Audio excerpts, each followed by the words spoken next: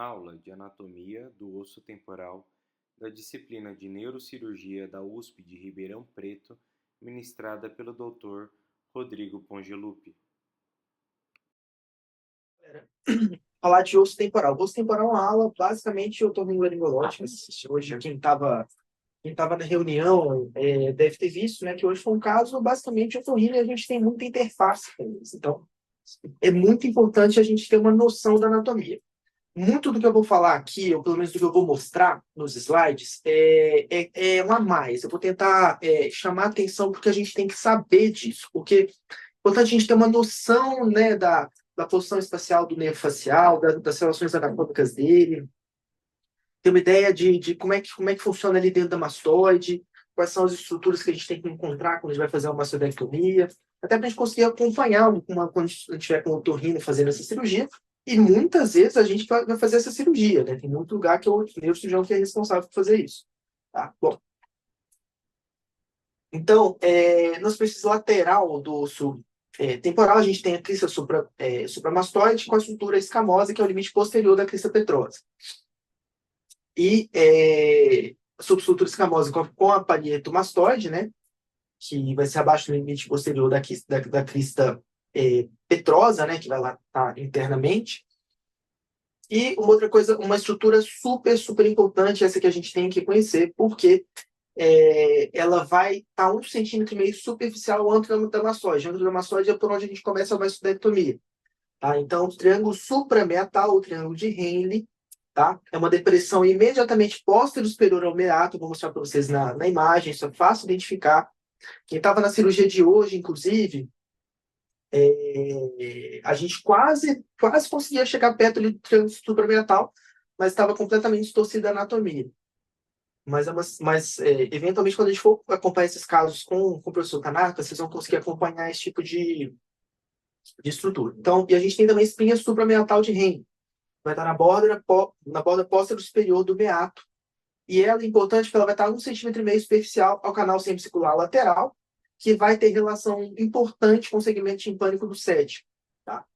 E o astério, né, que é outro ponto importante, vai corresponder à junção trocéus sigmoide, lembrando da aula que eu falei já várias vezes, né, que o astério não é tão confiável assim, e o mais confiável é a veia ibissária. Bom, então aqui estou mostrando para vocês a face lateral. Então aqui a gente tem escama, né, que eu falei para vocês, né? Aqui as suturas, né? Aqui, como eu falei para vocês, essas suturas elas vão corresponder internamente à crista petrosa, né? Que é o processo zigomático, onde vai estar se inserindo inferiormente o masseter e por dentro vai estar passando o músculo temporal. Lembrando, né? O zigomático para cima, fossa temporal, o zigomático para baixo, fossa infratemporal. Aqui a gente tem a fossa mandibular, né, que é o processo pós-adenoide, que na verdade é onde vai estar se inserindo a mandíbula. Então aqui é o ponto da articulação. E aqui eu falei para vocês, né, que é o meato, né, nessa borda póstero superior do meato, a gente tem triângulo suprameatal, que corresponde ao que mesmo, Thiago? Você lembra? Thiago? Tá O aí? triângulo de Henle? Não, é o triângulo de Henle, né, o triângulo suprameatal, a mesma coisa, ele vai estar 1,5 cm superficial ao antro. Então, se você quiser Ah, encontrar o sim. antro, você vai começar a fazer mastodectomia aqui, você espera que o antro esteja mais ou menos nessa região profundamente. Tá? O antro é o primeiro ponto anatômico que você vai encontrar na mastoide, que é um ponto onde você tem uma convergência das células, e é um passo importante para você se identificar onde você está ali dentro daquele bloco de osso enorme. E aqui a gente tem também, aqui na borda posterior superior, a crista de Henle, que vai estar 1,5 cm superior, 1,5 cm lateral, superficial, a canal semicircular lateral e a parte timpânica do sétimo. Então, aqui na porção mastoide, aqui é interessante vocês verem que eu sempre falo para vocês quais são os 4 músculos que se inserem na mastoide. Quais que são? Então, esternocleido mastoide, óbvio, tem mastoide no nome. Esplênio da cabeça, que a gente consegue ver quando a gente vai fazer aquele acesso extremo lateral, a gente tem que soltar o esplênio da cabeça. Longuíssimo da cabeça. E aqui não dá para ler, então, como não dá para ler, alguém vai ter que responder. Quem que tá aí? Vamos ver. Cristiano, qual outro músculo aqui? Quem é esse Pokémon? Cristiano tá aí? Fernando? Então vai ter que ser o Thiago mesmo. Vai lá, Thiago. Pra mim, Não lembra? quem série aí, não é o de É, gástrico? de gastro, isso, de gastro. Tem até o sulco da mastoide, né? Por onde ele vai passar por baixo, né? Ele não vai passar lateral, ele vai passar por baixo, né? Da mastoide, aqui medialmente. Vai ser o músculo de gastro. Tá? Porção posterior do gastro, né? Inervada por quem? Esse Pelo é para sétimo. Luiz. Sete. Oi? Sétimo, né? Sétimo, sétimo. Perfeito. E a porção anterior, Luiz? Quinto. Quinto, exatamente. Porção anterior é quinto, porção posterior, sétimo.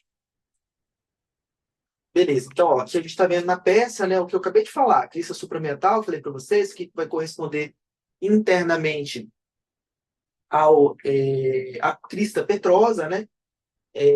Aqui, como é que chama essa estrutura aqui, ó? Essa depressão aqui, póstero superior.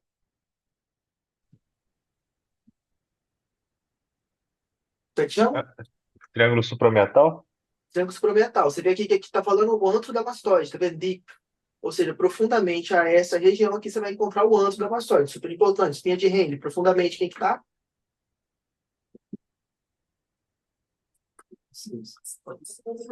Oi? Esse canal sempre foi a lateral. Muito bom, Luiz. O que mais? E o sétimo. Parte timpânica do sétimo. Muito bom. E aqui a gente já consegue ver no detalhe, né, as estruturas profundas do próprio tímpano, da parte timpânica do osso temporal, que eu vou falar para vocês. Aqui é o outro osso que é a parte timpânica. Onde a gente tem o promontório, né? O janela oval, janela redonda, né? Lembrando que a janela oval, onde vai estar se inserindo o estribo, né? A janela oval é só uma questão de equivalência acústica, né? Ele só serve para isso. Ele não tem nenhum contato com nenhum dos ossículos, a janela oval que tem. Então aqui a gente consegue ver as outras estruturas, a estrutura occipitomastoide, que internamente, né, lá na frente, ela vai corresponder a outra estrutura, que chama de estrutura glaceriana. Estrutura glaceriana. Guarda esse nome que eu vou falar disso para vocês daqui a pouquinho, tá? O astério, né, que eu sempre falo para vocês, quais são as estruturas do astério, então, fala aí. Já tá aqui, né? Já tá aí. A lambidoide, a Aham. parietomastoideia e a occipitomastoideia. Occipitomastoidea, exatamente. Só se lembrar dos três ossos que compõem, né, essa região. É um triângulo, então é fácil de lembrar. Né? Lambidoide, na verdade, parieto occipital. Então, é a mesma coisa. Parietomastoide, occipitomastoide. E aí, como eu falei para vocês, o occipitomastoide lá no meio vai dar origem à estrutura glaceriana. Ela é importante porque lá no meio é por onde vai estar passando a corda do tímpano. Corda do tímpano que é responsável pelo quê? Passando. É uma parte do sétimo. Isso não é uma parte do sétimo. Então eu sei que, mas para que serve a corda do tímpano? Corda do tímpano. Operação de estapédio. Oi? Não, esquece. Não, ele não é inervação do estapédio. Inervação do estapédio é pelo ramo direto do facial. Na hora que ele está passando ali atrás, próximo do estapédio. Nossa, Gustação. Gustação. É o último ramo do facial. Então, a gustação é o último ramo do facial, que foi comprometido. Então, facial. Eu acho que só pelas glândulas também, né? Oi? Glândula sublingual e submandibular também, né? Isso. Beleza. Então, parte escamosa, né? Que a gente consegue ver no detalhe as suturas, né? Eu já mostrei essa figura para vocês na aula de acesso. Isso aí vocês já viram, né? Então, aqui vocês estão vendo o bloco do labirinto, né? 6 petroso superior e 6 sigmoide. Como é que chama isso aqui? Cristiano. Cristiano tá aí, né? Agora, Cristiano. Cristiano tá aí. Oi? Qual o seio, Ponte, que eu não vi aí? Ó, bloco do labirinto, seio sigmoide, seio petroso superior. Tá vendo aqui essa região? O que é isso aqui? Como é que chama essa região? Você quer triângulo de Trátimo, não é isso que você quer? Triângulo de Trátimo. Isso, muito bom. Beleza? Bom, então, parte timpânica. mostrei para você já, os côncavos virados para cima e para trás. Limite medial, fissura petro-timpânica, né, onde por hoje vai estar passando a corda tímpano e ramo timpânico da artéria maxilar. E o processo estiloide, né, que também faz parte da parte timpânica, né, como vocês conseguem ver aqui no desenho. Ele vai estar anterior ao forame estilomastoide, que é onde está passando o facial. Então, você encontrou o processo estiloide, facial vai estar atrás. E tem 3 músculos que se inserem no processo estiloide: estiloglosso, estilofaríngeo e estiloide. Tá? E ele vai estar imediatamente lateral ao canal carotídeo e ao forame jugular. Você já consegue imaginar que existe uma relação entre o canal carotídeo e o forame jugular com o facial, ou seja, entre a carótida, o jugular e o facial. Vai estar passando imediatamente lateral, carótida e forame jugular, e a veia jugular. E medial vai estar passando o 12º. Bom, aqui é a mesma imagem que eu já mostrei. Em relação à parte escamosa, não tem nada tão importante. Enfim, já mostrei para vocês as inserções do processo zigomático, né, posterior, né, que a face superior vai ser a fixação da face temporal, lembrando para cima fossa temporal, para baixo fossa infratemporal. Na face inferior vai estar fixado o masseter. E o limite posterior, né, vão ser a crícia e as espinhas supramastoideias. Na face inferior, a gente tem a sutura petrotimpânica, eu já falei para vocês, a escama timpânica, que é a mais importante, que vão estar divididas pela crista do tegmento timpânico, e essa aqui é a que vocês têm que lembrar. Um pouco mais de otorrino, mas eventualmente pode cair na prova para vocês. Então, sutura glaceriana é a sutura escama timpânica, que é a sutura occipitomastoide, que se continua medialmente e inferiormente. Em relação à fossa mandibular, que eu já mostrei para vocês, né, o tubérculo pós-glenoide vai ser anterior à sutura escamo-timpânica, que é a sutura glaceriana. E as relações de nervo facial, né, que vão estar imediatamente laterais ao processo zigomático, na tela subcutânea, e sobre a face temporal, onde ela vai entrar ali na parótida. Então, aqui as estruturas que eu queria delimitar para vocês, né? Então, aqui a parte anterior, aqui a parte posterior, né? Então, a fossa glenoide está imediatamente anterior à sutura glaceriana, né? Falei para vocês. E que vai se continuar aqui no canal para a corda do tímpano. Tá vendo essa relação? Que é glaceriana, a sutura escamo-timpânica, que vai se continuar lá posteriormente como sutura occipitomastoide. Basicamente, essas as relações que vocês têm que lembrar aqui. O resto eu não destaquei porque não é tão importante da gente lembrar assim. Já falei para vocês dos 4 músculos que se inserem: esternocleidomastoide, esplênio da cabeça, longuíssimo e digástrio. Tá? Isso cai em prova. Bom, é a parte mastoide, né? O limite posterior dela vai ser o seio sigmoide, um ângulo sinodural ou ângulo de Citeg. Tá? Limite medial é a cápsula ótica, limite inferior, que vai ser o aspecto superior do forame jugular. Que o bulbo jugular geralmente vai coincidir com o canal semicircular posterior. Né? O superior vai ser ali a eminência arqueada, né? O lateral vai coincidir ali com um centímetro e meio profundo a espinha de M, e o bulbo jugular vai corresponder ao semicircular posterior. Essas 3 relações anatômicas você tem que saber. Tá? Já falei para vocês da parte mastoide, é do triângulo de Trautmann, né? Então, ele é importante para qual acesso, João? Para que a gente tem que saber esse triângulo de Trautmann aqui? Ele tem a ver com acesso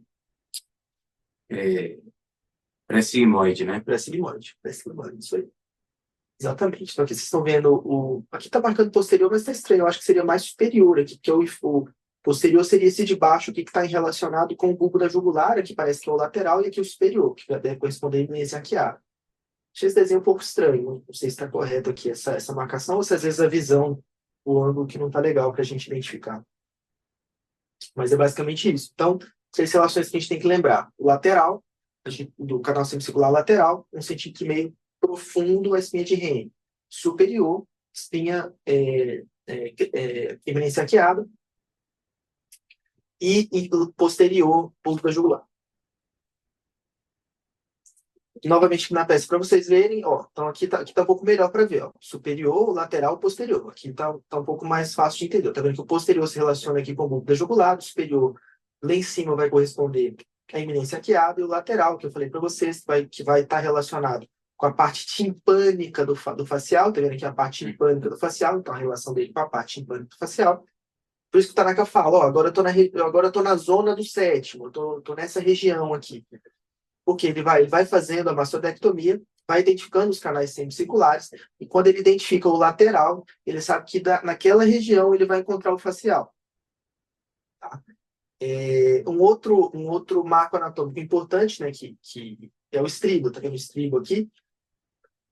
Então, o facial ele vai dar essa volta aqui por cima dos ossículos. Ele vai dar essa volta por cima dos ossículos e por cima também do músculo estapédio, né? Estapédio vem de staples, né? Então, de estribo. Então, o nome ajuda. Então, estapédio, estribo, facial. O facial vai dar esse joelho, essa volta dentro do tímpano. Isso aqui está dentro da cavidade timpânica, tá? Já. Isso aqui é o bloco do labirinto. Isso aqui é o seio sigmoide, seio petroso superior, bulbo da jugular. Como é que chama essa região aqui, João? Pela 20ª vez, triângulo de tráfego. Muito bom. Então, é basicamente isso que a gente tem que saber identificar. E aqui os ossículos, né? Consegue ver aqui o estribo, né? Que vai se fixar. Onde que ele vai se fixar? Estribo?